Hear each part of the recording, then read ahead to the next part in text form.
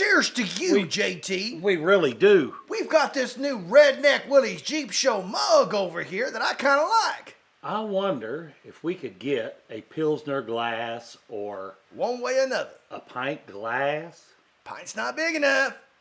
Ah, Not for no redneck, man. You keep gotta have the refilling it. 32 ounce. all right. Rednecks like the big gulp, JT. They like the big gulp. I about broke my cup on the first day of using it. Okay, JT, we're sitting here with that 1966 New Mexico Jeep. Got the year right. Only reason I got that happened to be editing video yesterday and caught myself doing it right because we were talking about putting back together the grill and putting the headlights in a New Mexico grill when I had to come in there, Professor Pappy, and show you guys how to do it. And say the wrong year. Is it a 68? It's happened before. No, I said 66 Okay, on that yeah, one. You this busted year- me this on time you another got it. one. Oh, now you just got to bring up the fact I screwed it up at least one point. I noticed it when you do. Apparently you do. Okay, so now we're sitting here with this New Mexico Jeep, about ready to get this bad boy out to shop. And ultimately, I guess what are we doing today, Jeff? We're replacing brakes. Yep. Wheel cylinders, brake shoes. What do you think about that? We got to pull all the springs off. I've already disassembled this one. You've seen that. Now we're getting ready to put all the new stuff in. I had to take a scraper, and I guess I didn't have to, but I did. I know want we it got you on clean. video doing it. Don't forget that. Well, here on the Redneck Willys Jeep Show, we want to do it right. Yes, we did. Well, when I was pulling the hub off, I had to order a hub puller, which is another deal. Because one of them would come off, the other one wouldn't, but there was a broken lug stud. A lug stud? Yeah, wheel Did he stud. get a lot of lugs back in the day because he's a stud? A wheel stud. So, you take a hammer and a punch and you knock that one out and you get the new one and you punch it in from the other side. You get it done. But it didn't work that way, did it? No, it would not come out. And I beat, and I beat, and I beat, and I beat, and I beat. You didn't happen to have a white T-shirt on. I said, I'm done with this. So I took my grinder and I ground off the part that was sticking out that I was beating on. And I center punched it and I drilled a hole through it. And I kept drilling holes and holes and holes and holes until the hole was just smaller than the wheel stud. Now, ladies and gentlemen, there happens to be a reason that we don't particularly film everything we do on this show because some things are almost criminally redneck how we go about well, getting but certain hey, things. it's got to be done. Yes, it does. Redneck or not, it's got to be done. So after I drilled it out, it came out. And then I hammered the new one in. That was still a little tough, but it went back in. Yeah. But I had bought two of them just in case I mess up the first one because that's what you do. Got to have a backup plan. You know what we're That's going to do right now? We're going to put the wheel cylinder on. Yeah, well, I wanted to talk about the parts I ordered. I ordered parts online for this year for this Jeep. Mm-hmm. Well, they're all wrong.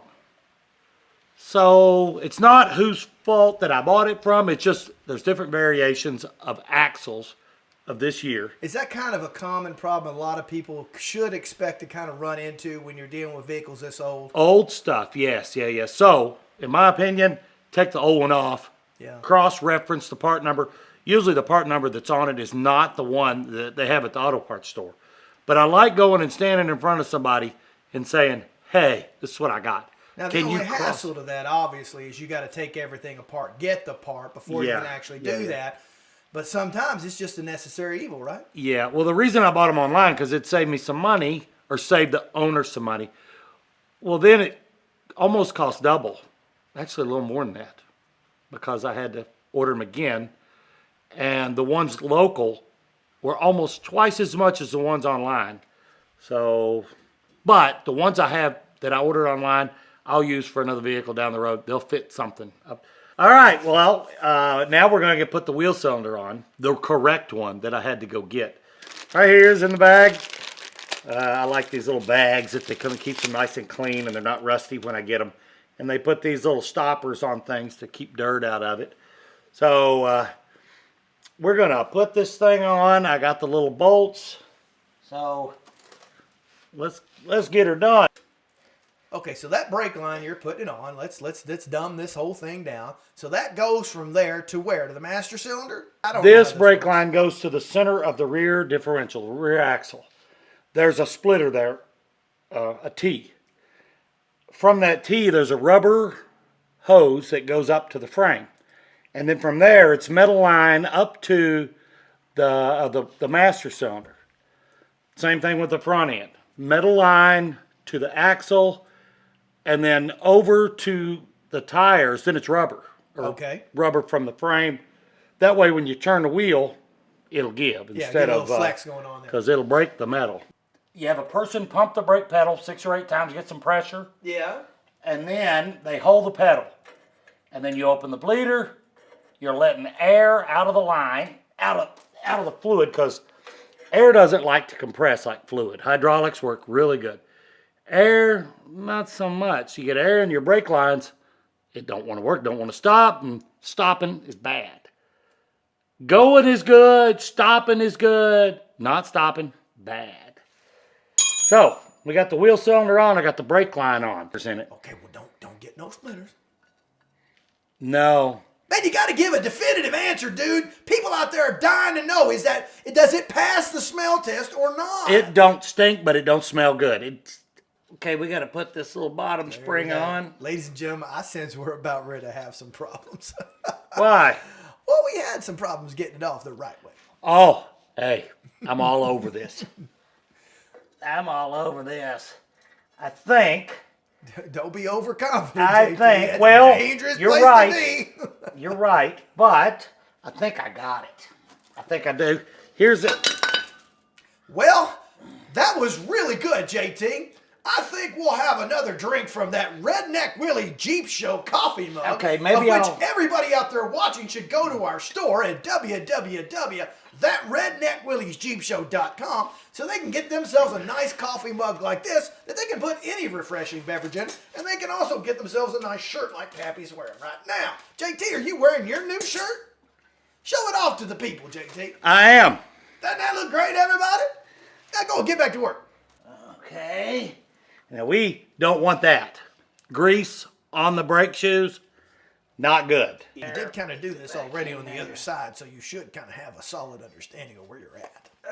I do. I got a good understanding. I just can't let go of it. Okay, I've got that little nail. I got to put this thing back on the nail. Okay. And now you guys will remember from the footage that we showed where we talked about the nail and how that. We're calling it a nail. I don't know if that's It's actually not what a you nail, really but call it's- it, but it looks like that. yeah, right. Well, I got to put this little cap on Okay. the nail, and I got to hold the nail in there, and then I got to put a little spring back on. Now, is all that holding that brake shoe in place? Hold the brake shoe on. Yeah. And then we'll take this last little one here and put it right there. And then we'll do this. Okay, I got the first spring on. Okay. So this brake shoe is not going to go anywhere. Second nail. And it's not a nail, but they just look like nails.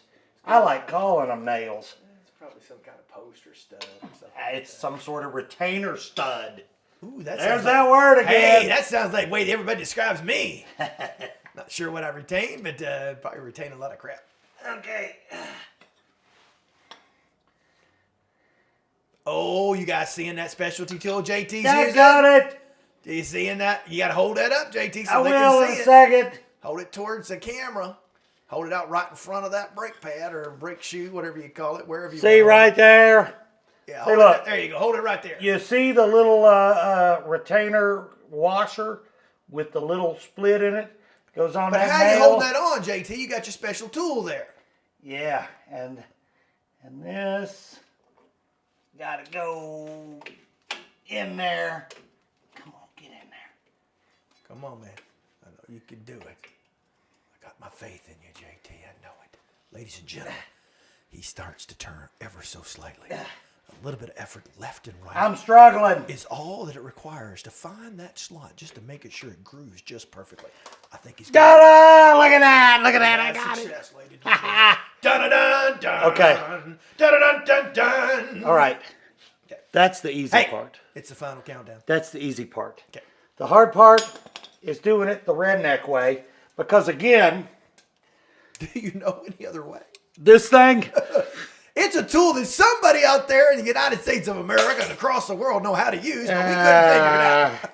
I just figure these work just as good. Even Pappy tried and he failed miserably. And cut his finger. Yes, I cut my finger. Oh, well. I forgot about that. I didn't. I know, just I told you not to do it, but you to rip me on for the rest of my you life. you wouldn't listen. Come on, man. You can do it. Come on, man. Tighten up. Get it done. Well, I got to get in a better situation than. Come on now. Put some muscle into it, JT. No, Make this me get spring. on. Come on, you can do it. Get it done. I did it. That spring. Without my motivation, ladies and gentlemen, that would have Wait a never second. happened. Hey.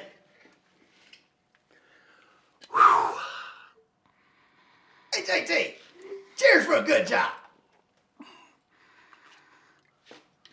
All right. Now, what's next? Well, we got to put the hub back on. Okay. And then Does that hub have a telescope in it? The hub is right here. Haven't you ever heard of the Hubble telescope? Or was that the Hubble? I think it's the Hubble. Okay, I get confused. Okay, we got a little bit of grease in here. Remember, grease on the brake shoes. Bad, bad, bad. Hey, Let's go back to that starting good, moving good, stopping good, not stopping bad. Ain't that kind of common sense, man? Yeah. All right. Here's the hub. You can see there's a keyway right there. Keyway is like, here, I'll show you a keyway. It's right here. It is a little metal piece that keeps the hub from turning separate from the axle. The hub will turn with the axle now because this thing won't allow it to turn without it. Is there enough friction or force that could cause that to break and do that? Do you see the, yes, it could break. But you see the notch right there where the keyway goes? So what we're going to do... Now, you know why they did that, right? To keep it Because they from knew spinning. rednecks were going to be working on this stuff. And Yeah. they had to make it pretty Well, it's like an idiot-proof. alignment tool, too, for easy... Yeah, simpletons like me. I think it's kind of like idiot-proof kind of stuff. Yeah. So Yeah. now I'll put the keyway in. And we're going to line that keyway up. Because if I don't, it won't go on. Uh-oh. What's your problem? What are you running into? Let's talk about this, JT. What's going on? Is your keyway not as wayful as we thought? No, it's in there. I'm just, I think the brake shoes were old, and this would fit over it. Now the brake shoes are new, and it don't want to go.